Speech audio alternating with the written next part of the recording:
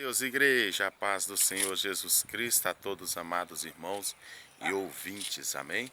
Inscritos aí em meu canal. Irmãos, gostaria de deixar uma meditação para a igreja. É o seguinte: nós andamos em paz e vivemos em paz, não é porque nós não temos inimigo. A Bíblia fala em Salmos capítulo 4, o salmista Davi falou assim: em paz me deito e logo me pego no sono, porque só tu, Senhor, me fazes habitar em segurança. O que faz nós ter paz, irmãos, não é a quantidade de inimigos ou ausência de inimigos na nossa vida ou de problemas, não. Nós não temos paz porque nós não temos problema. Nós não somos felizes porque estamos ausentes de problemas. Não, pelo contrário. Nós temos muitos problemas. Nós temos muitos inimigos. Ainda que nós não os tenhamos como inimigos, mas eles nos têm como inimigo. Muitas das vezes nós amamos pessoas que nos têm como inimigo. E pelo fato de nós ter um amor não fingido por essas pessoas, e pelo fato delas ter um amor fingido com nós, mas interiormente elas têm um repúdio, um ódio, uma inveja muito grande da nossa vida, elas nos têm como inimigo. Tá entendendo? Então, o que acontece? A Bíblia fala que mantém a paz com todos e a santificação sem a qual ninguém verá a Deus. Às vezes o meu vizinho não vai ter paz comigo. Às vezes o meu colega de trabalho, ao me ver, ele não vai se sentir bem, ele não vai ter paz quando estiver perto de mim. Por causa do que está dentro dele, não é por causa do que está em mim. É porque dentro do homem carnal há trevas. Dentro do homem carnal, os sentimentos do homem carnal, é aqueles que estão em Gálatas 5:19. É o ódio, é a ira, a inveja, o homicídio, o adultério, a prostituição, a cobiça, a emulação. Então, o homem, quando ele está na carne, automaticamente, alguns desses sentimentos vão se despertar. Nem sempre todos ao mesmo tempo, mas sempre vai despertar alguns desses sentimentos. Então, igreja, a Bíblia mostra bem claro que o salmista Davi ele estava cercado de inimigos. Por onde ele olhava assim, ó, como se fosse aqui em volta aqui, ó, ele chega a falar assim: ainda que um exército se acampe contra mim, em paz eu andarei, em paz eu viverei, porque só tu, Senhor, me faz habitar em segurança. Então, muitas das vezes o salmista, eu creio que ele chegava da janela da casa dele e ele olhava para o lado assim, ó, e ele via um exército acampado lá longe, né, vigiando ele. Eu creio que ele olhava para o outro lado e ele via mais um outro grupo de pessoas acampando, tramando contra a vida dele. E quando ele olhava para os montes, a Bíblia fala: eleva os meus olhos para o monte, de onde me virá o socorro? O meu socorro vem do Senhor, que fez os céus e a terra. Então, uma coisa, irmãos, que tira a paz do homem é o pecado. São as obras da carne, é a ausência do Espírito Santo de Deus que te faz ficar com a alma perturbada. É a ausência do Espírito Santo de Deus que te faz você ter medo. É que faz você estremecer diante das situações, ficar desesperado, descontrolado, desesperançado. É a ausência do Espírito Santo. Então, não é o fato de eu ter inimigos que vai me tirar a paz. Tem pessoas que falam: ah, tem dias que eu não sei o que quer dormir, irmão, porque fulano levantou contra a minha vida. Não é o fato de você estar acordado, meu irmão. Não é o fato de você estar acordada, minha irmã, que vai te livrar do perigo. Não é o fato de você morar no condomínio de luxo ou no barraco de favela que vai te garantir segurança. A Bíblia fala que se Deus não vigiar a cidade, se Deus não guardar a cidade, em vão vigia o sentinela, em vão trabalha o sentinela. Em vão é pôr cerca elétrica, drone, em vão é comprar a arma, tirar o porte legal, em vão é colocar cerca, em vão é suspender o muro, se Deus não guardar. Então, o Senhor Jesus fala bem claro, irmãos, que a paz que eu vos dou o mundo não conhece. O homem do mundano, para ele se sentir bem, para ele se sentir em paz, é apenas quando o seu inimigo está preso. Se o seu inimigo está preso, ele está em paz. Se o seu inimigo está em outro país, ele está em paz. Se o seu inimigo morre, ele está em paz. Se o seu inimigo está acamado, enfermo, ele está em paz. Mas se ele sabe que o seu inimigo está voltando para o país, ele já perde a paz. Se ele sabe que o seu inimigo saiu da cadeia, ele já perde a paz. E nós não.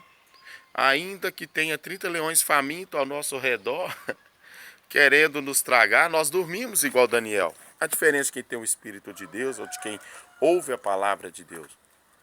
Pedro dormiu em meio, irmãos, soldados. Se eu não me engano, acho que era 16 soldados que guardava Pedro. E Pedro dormiu ali, já estava marcada a execução dele para o dia seguinte. Então Pedro não estava ausente de problemas. Pedro estava com a sua morte determinada pelos homens, mas Pedro dormiu porque ele sabia que não era dos homens que vinha a determinação do que vai ou não ser da vida dele. A Bíblia mostra bem claro que Paulo e Silas cantou na prisão. Então, igreja, Davi, enquanto era perseguido por Saul, Deus manda Davi lá tocar a harpa para Saul.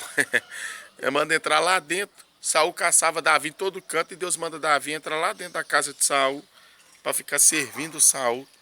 Deus não precisa de matar seus inimigos para te garantir a vida. Deus não precisou de apagar o fogo para livrar Sadraque, Mesaque e Abednego. Quando o povo do Egito veio contra o profeta Eliseu, com espadas e lanças e flecha, a Bíblia fala que Deus cegou aquele povo. Deus não precisou de matar ninguém. A Bíblia fala que Deus cegou aquele povo que vinha contra o profeta Eliseu. E ali, amados irmãos, o profeta Eliseu mandou que servisse a eles pão e água. E após o profeta Eliseu os alimentar, a Bíblia fala que o profeta Eliseu ainda serviu eles de guia. Ainda o profeta Eliseu guiou eles até a sua terra natal, sua cidade natal, novamente. Então, Deus não tem a necessidade, irmãos. Deus não tem por necessidade matar os nossos inimigos para nos livrar. Então seus inimigos vão estar aí acampados aí ao seu derredor. Mas os anjos de Deus vão estar acampados ao seu redor, se é que nós tiver o Espírito Santo. Derredor, irmãos, é após a barreira de anjos.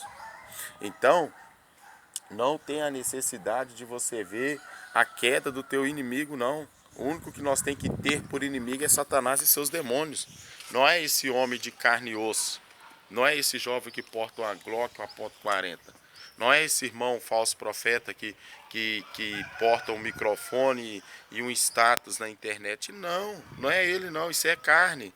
Isso aí hoje ainda pode descer a sepultura e acabou. É o que usa eles. É o que usa eles que nós temos que lutar contra eles. É os principados, as hostes demoníacas. Amém? Então, o fato de você ver um cristão sorrindo, quem me vê aqui, ó, estou sempre andando sorrindo, estou sempre em paz, estou sempre alegre, graças a Deus.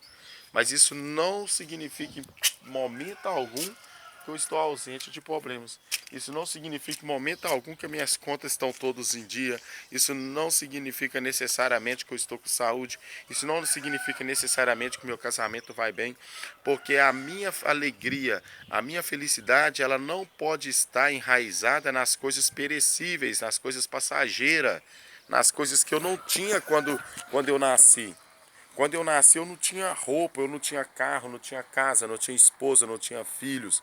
Isso é coisas que eu adquiri com o tempo, que Deus me presenteou, que Deus me deu, e se Ele quiser tirar, que tire. Amém? Graças a Deus vai tudo bem na minha vida.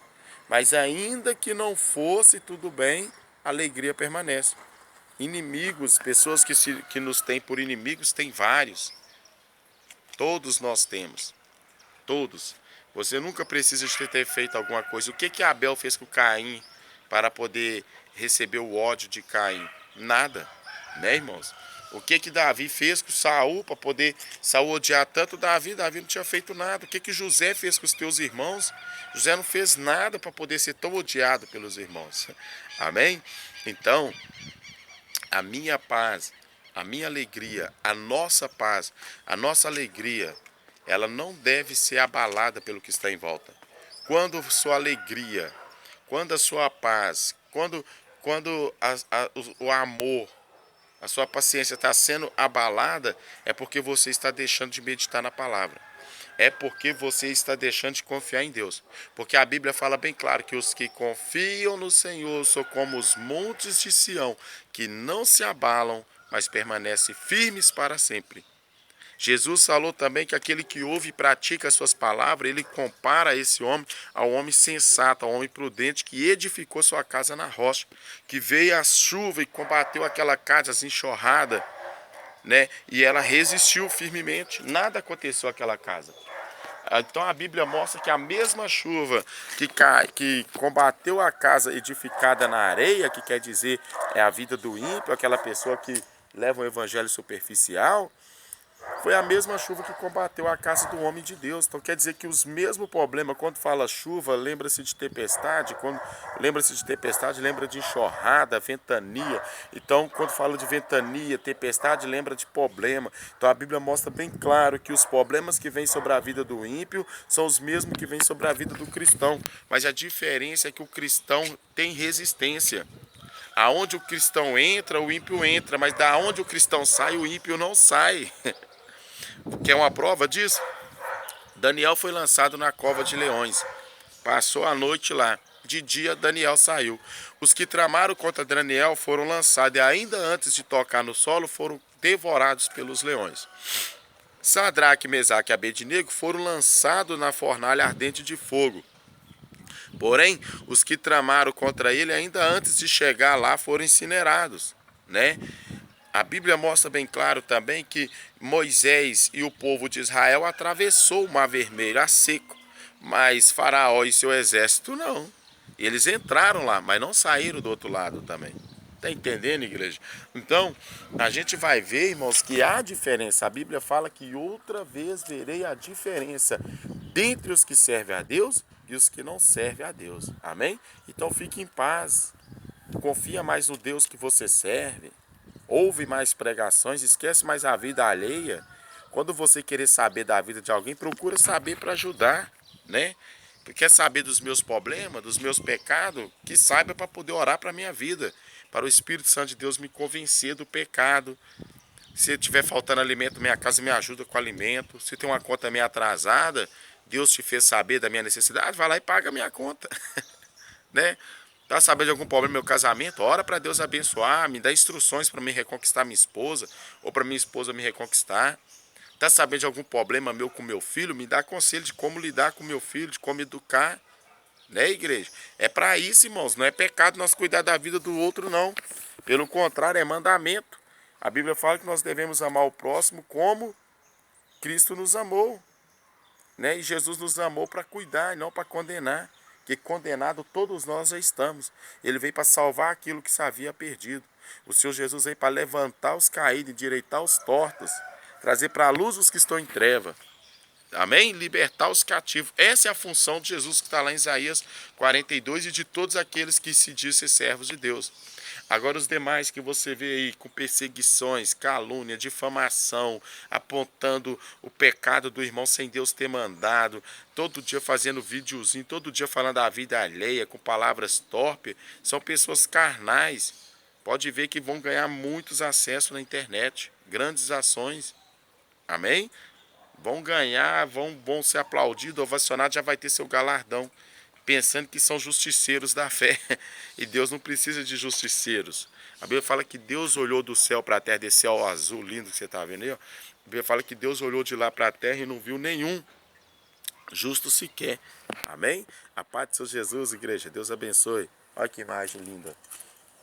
Ó os montes. O monte lá das Piabas. Que dá para ver tudo, ó. Que benção. Visão que vai longe, ó. Bairro Cruzeiro lá na frente. Que benção. Amém? Pai do Senhor Jesus, igreja.